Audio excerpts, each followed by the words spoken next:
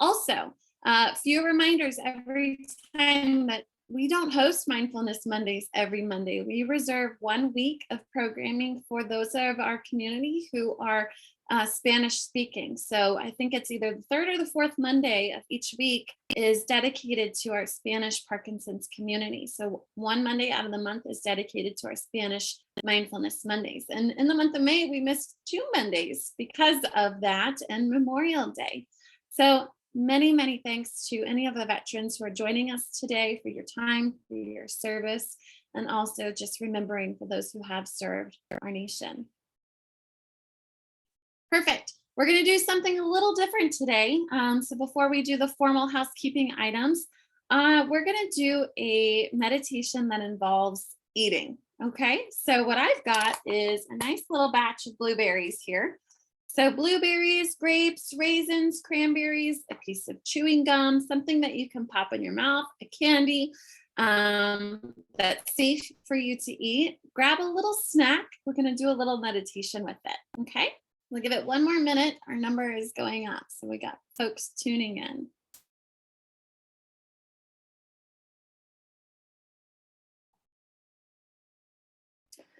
All right, so welcome everyone to the Parkinson's Foundation's Mindfulness Monday. My name is Crista Ellis. I'm the Community Programs Manager serving the Parkinson's Foundation and the Parkinson's community throughout the Southeast region. Recently relocated from Florida to Asheville, North Carolina. So if you're in the area, look out for me. I'm going to be in the mountains from now on. If it is your first time, just tuning you into kind of the culture of our program here today, everyone's muted for the session. It just lets us kind of stream nice and consistently so you have fewer distractions. You know, meditation is challenging, so we want to eliminate as many distractions as we can. You'll see that in the chat that we've got a lively bunch. We like to talk, we like to share, we like to ask questions. So if you are comfortable with it, please don't hesitate to write in the chat where you're tuning in from. If this is your first time, if you're a person with Parkinson's, a care partner, an adult child living with Parkinson's, whose parents living with Parkinson's, anything, you can use that chat. You'll see that a lot of people are joining on video. It helps me as the facilitator of our mindful meditation to see kind of what's going on behind the screen, keeps me engaged with you guys.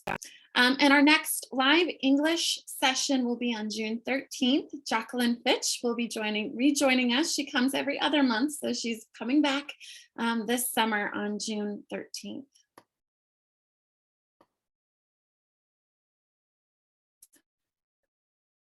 All right, so we've got next week's Transforming Anxiety into Joy and Passion. That's our topic for next week's Mindfulness Monday. This Wellness Wednesday, we're doing our part 2 of the nutrition program. So nutrition has been a very, very hot topic in research and in the community of people living with Parkinson's. So make sure you tune in for part 2 this Wellness Wednesday. And then Fitness Fridays, we release a new video on YouTube for Fitness Friday, so you can stay engaged with your movement and mobility in Parkinson's disease. And the next live session will happen on June 17th, and that'll be Dance for Parkinson's Disease. Of course, we want to give many thanks to those who support the mission of the Parkinson's Foundation, and this is specific to the Light of Day Foundation, who makes PD Health at Home's programs possible. So thank you, Light of Day Foundation, for your support. If you're new to Parkinson's disease, or if you're along your ride with Parkinson's disease and things just kind of happen through your journey, please don't hesitate to look at our website. We have extensive amount of materials that's written by experts in the field and also by people with Parkinson's at parkinson.org. We also have a bilingual helpline staffed by Parkinson specialists. The number is there on the screen, 1-800-4PD-INFO, or if you prefer to email, you can use helpline at parkinson.org. I just want to pay some respects to my meditation teacher. I'm going to be using a script provided by him from the School of Positive Transformation and Action.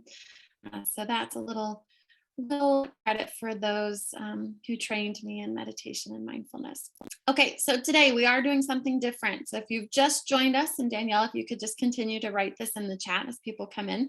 we need a little snack for today's meditation. So I've got blueberries, grapes, raisins, anything that you can kind of simply pop in your mouth, a piece of gum, a mint that's safe for you to enjoy for our meditation. Yes, thanks, Danielle.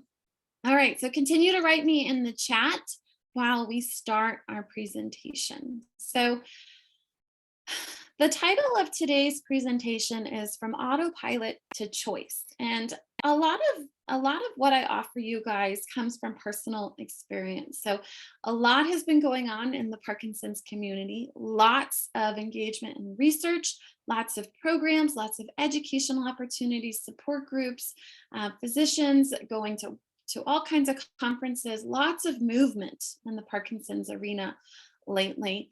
And even more so in my personal life, transitioning from one state to another, moving around. And it really made me think about the Parkinson's community in a different way. And in general public collectively, how we all tend to have this autopilot. We have our routines, right? Wake up in the morning, might start with your medication, brush your teeth, go have some breakfast, some coffee, tea, do your morning fitness, come back, change your clothes, our morning routine, right? So it's important for us to have this kind of autopilot because it helps us function easier throughout the day. The things that are necessary in life, like eating, hygiene, moving the body, it's necessary. And to have those routines, we don't really need to think about it, like tying your shoes, for instance, or buttoning your shirt. We do all these things on autopilot so without actually bringing every bit of our attention and thinking about it or contemplating our focus, we can do it without much thought. So a good example is driving to work. Being able to do it on autopilot is sometimes nice. However, the issue is that we autopilot so frequently that it turns into an unhealthy habit, kind of like watching the TV. Because what happens in reality is that we're using autopilot so frequently that we've lost the choice of being present, which is what mindfulness is all about, being present with any activity, like our Zoom meeting today. Because we're doing something automatically, the mind wanders, okay? My mind does it all the time. It goes somewhere else. We do not have the option to choose whether or not it's right for me to really be present with the activity because we've gotten so used to being an autopilot. And when we do that with our work, we do that in our relationships and communication. We do that with our food, which is a great example. We're going to go through that kind of in an activity later on. We do all these things on autopilot without real attention, without real engagement, and it has an impact on our experience of well-being. Something that you guys continuously ask for is research. So I'm going to give you some research today. In a large-scale study, which included about 15,000 participants, these participants had an iPhone app, okay? Nice smart app that you just log into. And that app beeped, sent notifications on a number of times during the day. It was random. And the timing was random. And each participant had to answer a number of questions. The first question was a question to do with happiness. How happy did they feel? Anything between 0, very happy, to 100, I feel incredible. And then a question to do with the activity. So randomly, they're getting these questions. How happy do you feel? What are you doing right now? I'm swimming, I'm reading, I'm watching TV, I'm eating, I'm talking to a friend. A long list of activities that we do on a regular basis. And then the third question was whether or not your mind is wandering. You can tell me in the chat, is your mind wandering right now? So if they answered no, my mind is not wandering, it means that they were present. Whatever the activity was, they were present with the activity. They weren't thinking about something else.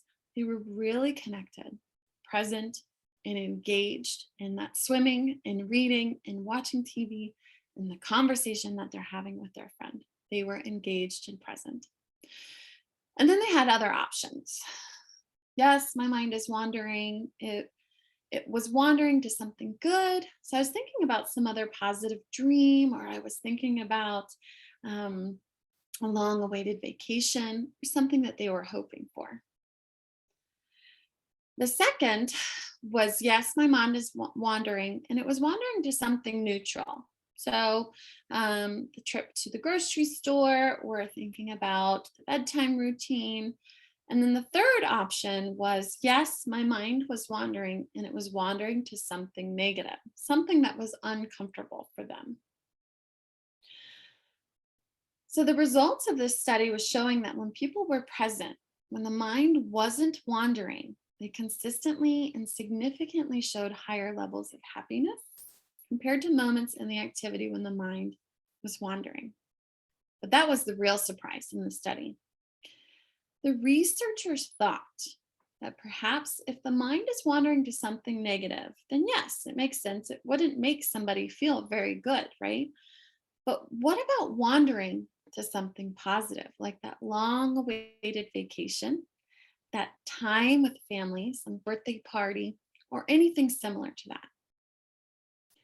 Interestingly, the results showed that even then, being present was showing higher levels of happiness compared to when the mind wandered to a positive thought. In other words, when we break the autopilot, that habit of being somewhere else, when we're running an activity or doing something, we get high levels of happiness. When we break that autopilot, we enjoy the experience more and we get greater satisfaction with it. And this is something that we see consistently through research, right? Being present in the moment shows greater levels of happiness. This is the problem, or the challenge, I should say. In order for you to be able to say, okay, right now I'm with the activity, you need to have that choice. And for that choice, you need to have the skill of mindful meditation. So that's one of the benefits we're talking about here. Meditation breaks that mind wandering, allows us to be present, have a choice to connect or be disconnected with the activity that we're involved in. And I think a great example for that is our relationship with food. So do we have our snacks? Yes? Okay, good. So when we eat, for most of us, very little awareness, right? There's very little presence, very little engagement. We're just eating, especially the American diet, without the actual experience of eating. So there's this autopilot experience of habitual food eating, but the mind is somewhere else. We're somewhere else. We're having a conversation with our partner across the table, or we're out to dinner with friends. We are somewhere else. And there's a lot of interesting implications. First of all, we're not aware of the amount of food we eat. We're not aware of the point where the stomach says, well, actually, I think that's enough. So we overeat because we're not paying attention. We're not present with the action of eating. We don't enjoy the food as much as we could if we were engaged with it. So that experience of autopilot versus presence in the context of food is a really, really good example for the kind of meditative presence we're talking about. Excuse me. So let's try something. We're going to have our little snack that we're going to eat. I'm going to pop open my blueberries. You guys can do this with, if you have a glass of water or your tea or your coffee, anything that's in front of you. Before we eat, let's just get centered. So the first thing that we like to do is, of course, become aware of how we feel in our bodies. Let's just get centered and aligned. So find that place of comfort. If you're lying down, perfectly fine. If you're seated, perfect. Whatever feels good and comfortable for you.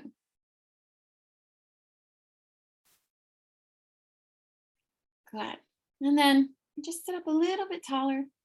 Yeah. Close your eyes if you're comfortable with it. We're not going anywhere. We're right here. Just start to tune into your body. Breathing in and breathing out.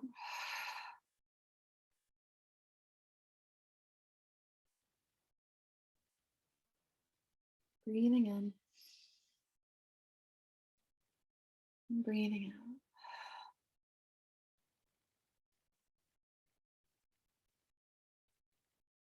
And let's take another deep breath in. Couple yawns, that's a good breath. You're not the only one, several are doing it. And breathing in again and out. Good. Grab your little snack. This is going to be challenging. Just place it on your tongue. Or take a little sip. Don't swallow. Just place it on your tongue. Don't bite it. Moment at a time. It's going to be hard, so don't make fun of me if I slip up on my talking, okay? Good. Just feel whatever's in your mouth. Move around your tongue, through the cheeks, glide over the teeth. Notice as you're doing this, the mouth is starting to get a little bit more wet. And a salivation. You might even notice that your body's like, okay, I want to do the next thing. Just enjoy what it feels like to have that piece of food or drink in your mouth. And then slide it over to your teeth and just take a bite. Ooh, I felt a crunch. I heard the crunch. And take a swallow. Just slowly moving the piece of food around in your mouth, around your tongue, in your cheeks.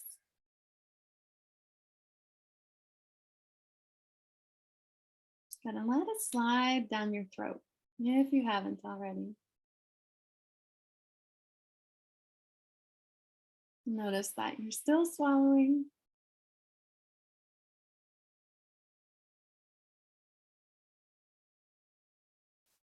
Now Rita's going in for another bite. Anyone else want a second one? Yeah, go ahead and try it again. Nice on the tongue.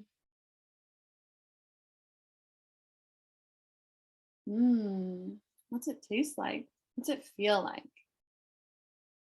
Mine's smooth. You can take a bite if you haven't already.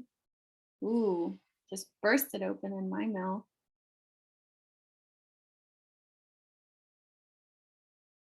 And then let it go down the throat. Gentle swallow.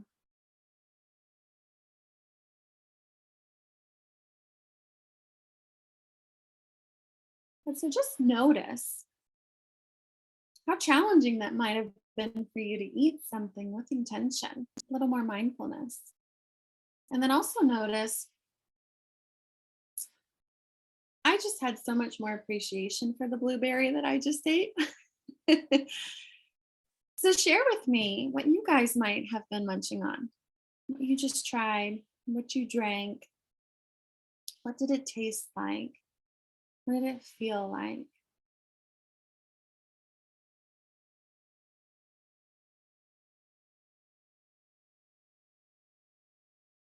Was it hard?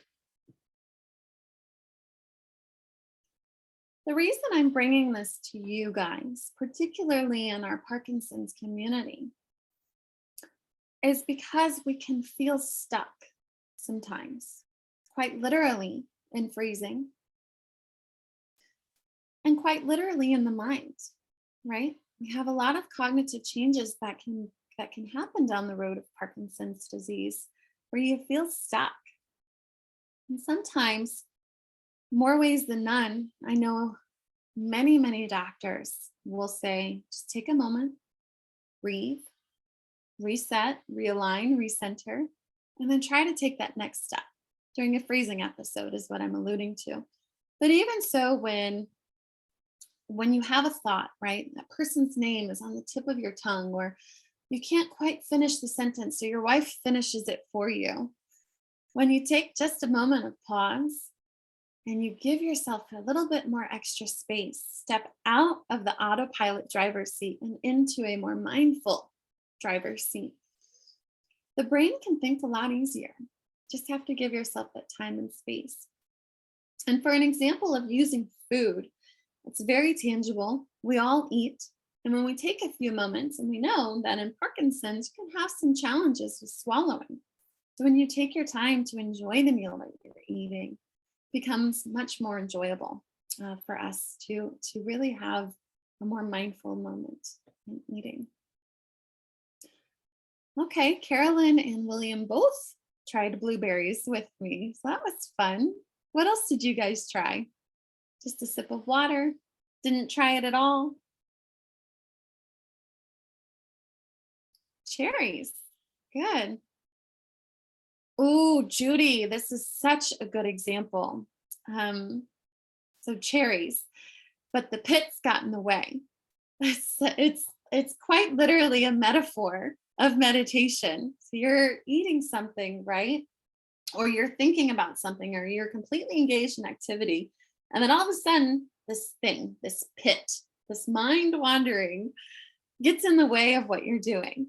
So this is a really great example of, okay, I worked around that pit, worked around that thing that made me lose my focus, got through it, got to enjoy the rest of the flesh that's around that pit, and then I got rid of it and it's gone. And now I can enjoy the activity again.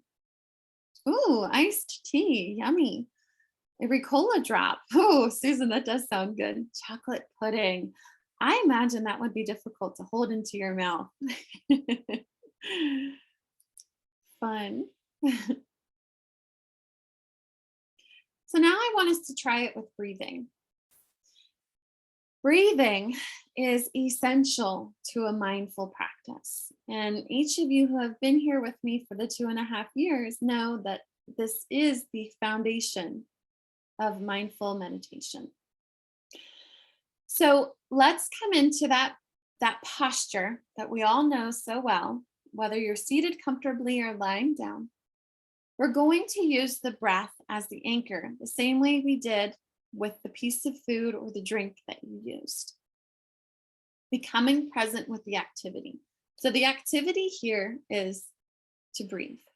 Okay? The breath has a very powerful way of calming the nervous system. And in Parkinson's disease, or as a care partner caring for someone with Parkinson's disease, our nervous system can get a little wacky, right? So we just need a few moments, and we have the tool. It's innate, it's automatic, we don't really have to think about it. But this tool, when we really apply it, can start to calm the nervous system, calm anxiety, and bring you back to a state of consciousness where you can begin to move around in your day to day a lot easier. So let's try a few breaths together and then we'll conclude for the day. Okay, we've got a few minutes left together, so we're going to breathe. For me, feet flat on the floor is most comfortable. It's very grounding. Nice tall spine. And so you want to lift your shoulders up, back, and down. The heart lifts a little bit. Gives more space for your lungs to breathe. Good. It's okay. You can close your eyes.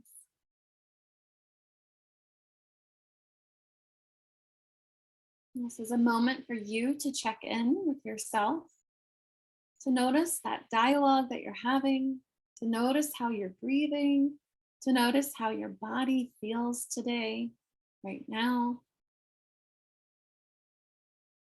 And then to see if you can use the breath to start to relax. Breathing in through the nose, if that's accessible to you, and breathing out through the mouth. Or finding whatever breath feels most comfortable for your body today.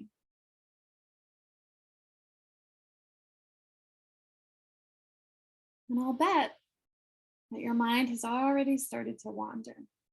Just notice what the brain does, thinking machines, and see if you can just come back to the sensations of your breathing.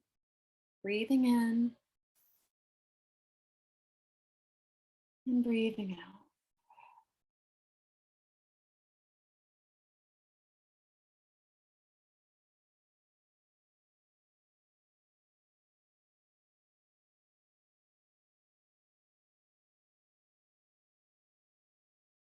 And breathing in and breathing out.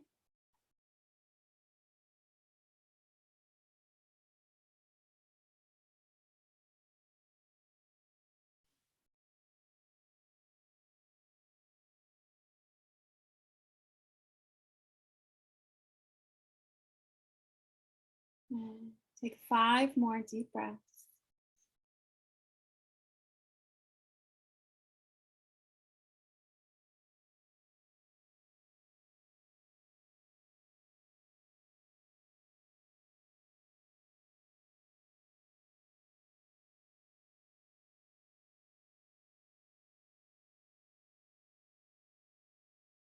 And now I'm going to ask you a question. Is your mind wandering?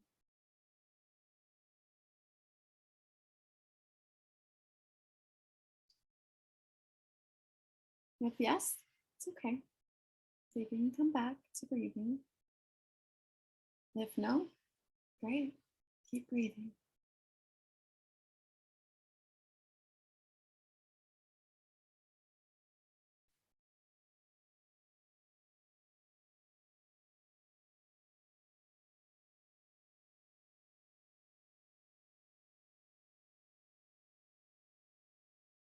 A deep breath in, the biggest one you've taken all day. I'm going to open the mouth, let it go, make some noise. Yeah, good sigh. Take another one if you'd like. Shake it out, do a little wiggling around. Oh, I like that. Monica's stretching. Reached your arms overhead. Ah.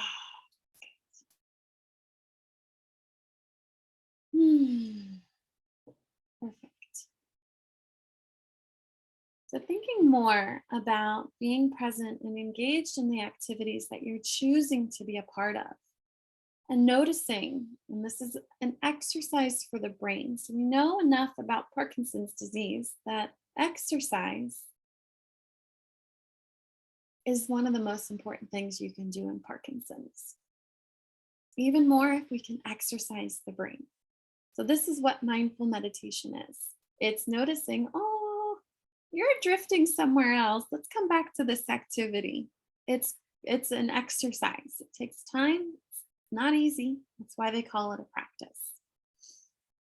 So next week, we're going to have Jacqueline Fitch join us. She's going to be talking about how to transform anxiety into joy and passion. And she's just a phenomenal facilitator in this topic of mindful meditation for Parkinson's disease.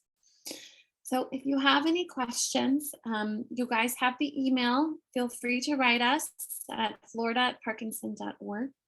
Email our helpline at helpline@parkinson.org. Otherwise, think about that blueberry, that veggie chip or iced tea that you tried, and be a little bit more mindful and present this week. And I'll see you guys next Monday. Thank you all.